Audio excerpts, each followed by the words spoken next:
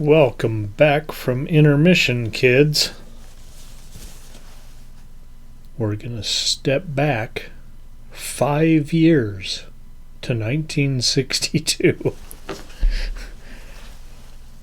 Simpler times. We all know things changed a little bit by 1967, right?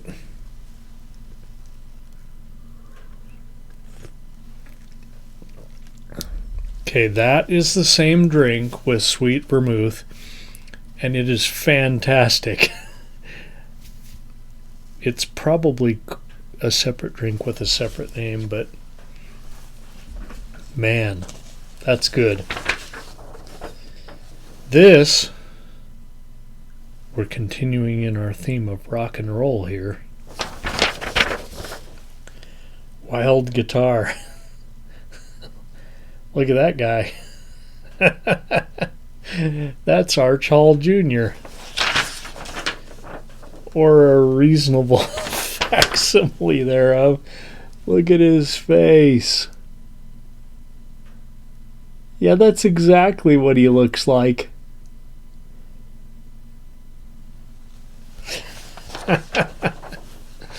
I bought my son a guitar just like that. Almost like that. A Cyclone. He was a country boy, but he played the wildest strings in this mad, mad town. A frenzy of musical action. Wow. Okay, this is another one of those where the poster is even more exciting than the movie. Starring Arch Hall Jr. I can't even say it. Co-starring William Waters, who I believe is actually Arch Hall. Why can't I say Arch? Arch Hall Sr. Cash Flag, produced by Nicholas Merriweather, who is also Arch Hall Sr. Directed by Ray Dennis Steckler, who I think is a real guy. Introducing Nancy Czar, like the Tsar of Russia. New sound, sensational, smashes the fun barrier. Man, this is how you promote a movie right here. This is how you promote a movie. Record racket exposed. God, we're getting to the heart of it here. Another Fairway International family film. Here's where we diverge from mini skirts and mini morals. Now, for those of you not familiar, and I could have sworn we covered EGA before.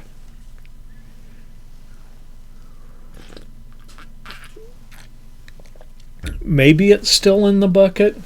And then there's the Sadist, and I don't think we've covered that one yet. So I don't know the exact story, and I'm not going to look it up.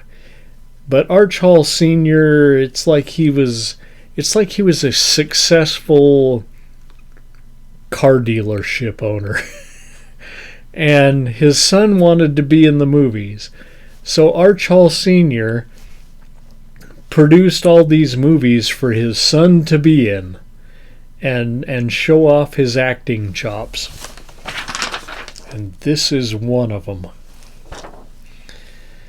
1962 Fairway International Pictures, which I believe was owned by Arch Hall Sr.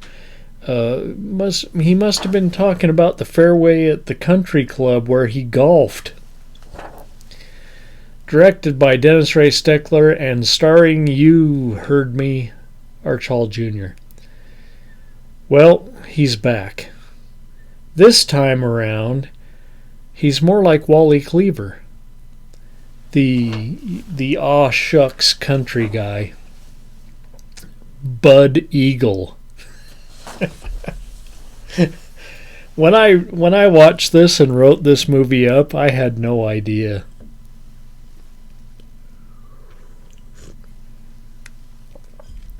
Bud Eagle is like the most patriotic name you could ever come up with. I'm surprised nobody's stolen it as a Twitter handle.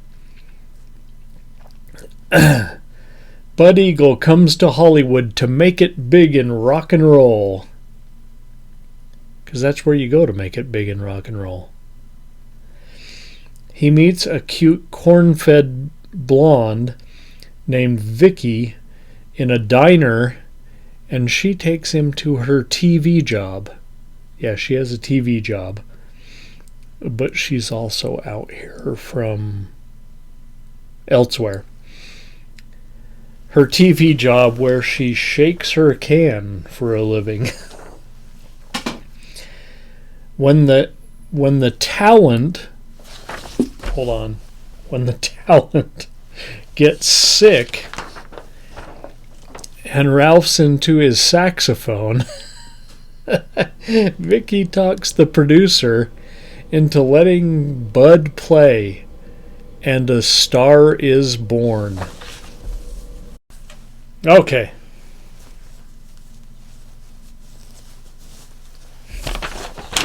Where are we? The conniving record producer, Mike, call me Mike, signs Bud and takes over his life. Now Mike's racket here is signing naive new acts and convincing them that he has spent so much money, hyping them up and invested so much up front that he never makes a dime. Now, I know this happened back then, and I'm not so sure that it doesn't happen today. Mike's goon, yeah, he has a goon, and his name, don't quote me, but I think his name was Sting. Not the guy from the Police.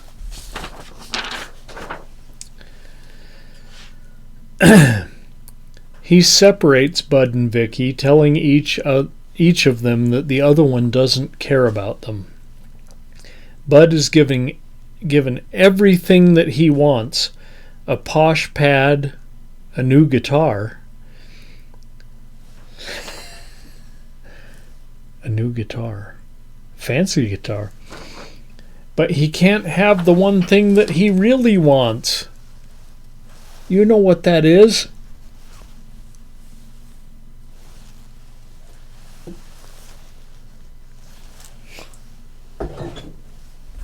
Tell him. So he writes a song about her, and she sees it on TV, causing her to run down the street to the studio, where they meet in a warm embrace.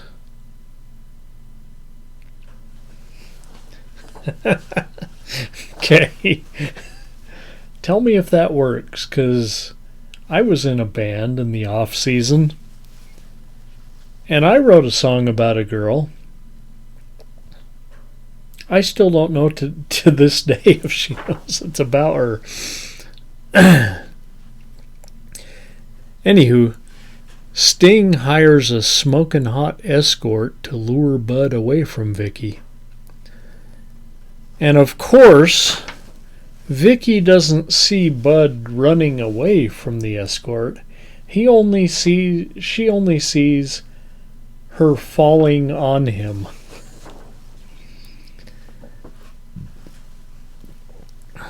Off she goes in a huff. Luckily for Bud, at this point, and I don't even know who's making the picture at this point. Luckily for Bud, a trio of stooge-like gangsters, I wrote here, who hang at the diner, decide to kidnap him. I'm not really clear if Mike had a hand in this or if they were acting on their own. Mike may have arranged this like just as a publicity stunt, but we're not really sure. Either way, Bud takes full advantage of the kidnapping and goes into hiding with Vicky. Aww. He then enlists his brother Ted to help him out of the mess. Well, if you're happy off in the woods with your girl, why do you need help out of the mess? Okay.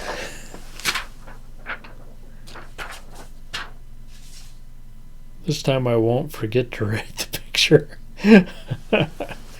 This is Teenage Theater with Mamie Van Doren.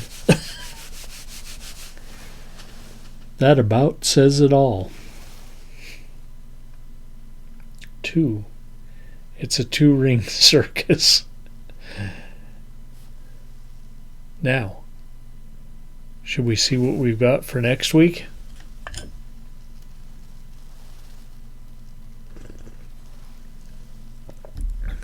Okay, so a couple of days going light on the alcohol. Just having wine and like some coffee drinks with the liquor 43. Like one shot. Now tonight that I'm having some real drinks, I'm buzzing. Oh, here comes the furnace again. I'm not so cold anymore. I can probably turn that back down. All right, monkey. Are you ready? Let's get into this bucket and see what we got for next week.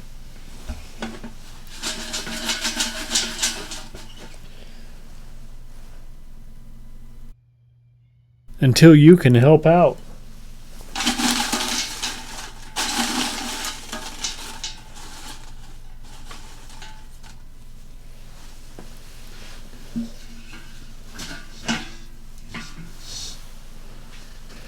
I promise I didn't look.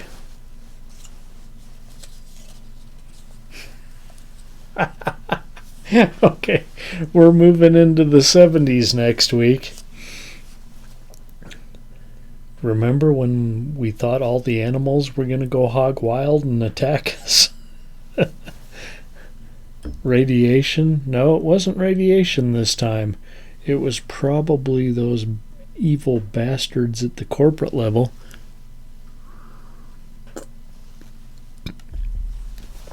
They're releasing poison. They're polluting the atmosphere and they're making the animals turn crazy. We have Grizzly and Day of the Animals on the Late Night Picture Show next week. Couple of real gems for you. So be sure and join us, won't y'all? Now you know the drill. You can give us one of these, or you can give us one of these. More importantly, leave some comments. Tell me what the fuck's going on. You seen any of these Arch Hall Jr. movies? Tell me about it.